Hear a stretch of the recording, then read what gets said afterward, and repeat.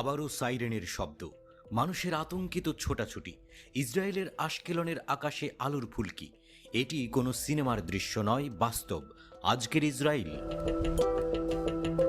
কমাস আগের ভয়াবহতা যেন আবার ফিরে এসেছে। শুক্রবার আবারও উত্তপ্ত হয়ে উঠেছে গাজা ইসরায়েল সীমান্ত। ইসরায়েলি দখলদার বাহিনী জানিয়েছে যে সকালেই গাজা থেকে 2টি রকেট ছোড়া হয়েছে ইসরায়েলের আশকেলনের দিকে। ইসরায়েলি চ্যানেল 12-এর প্রতিবেদন অনুযায়ী এই 2টি রকেট গাজা উপত্যকার উত্তরের অংশ থেকে নিক্ষেপ করা হয়। তবে ইসরায়েলের অত্যাধুনিক আকাশ প্রতিরক্ষা ব্যবস্থা আয়রন ডোম এই 2টি ক্ষেপণাস্ত্র সফলভাবে আকাশেই ধ্বংস করে দেয়।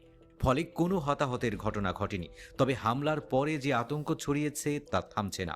চারিদিকে সাইরেন, মানুষজন নিরাপদ আশ্রয়ের দিকে ছুটছে। এর আগে বৃহস্পতিবারও গাজা থেকে ইসরায়েলের দিকে ছোড়া হয়েছিল 3টি ক্ষেপণাস্ত্র। সেদিন একটি ক্ষেপণাস্ত্র প্রতিহত করে আয়রন ডোম, বাকি 2টি ইসরায়েলে আঘাত হানলেও তেমন ক্ষয়ক্ষতি হয়নি।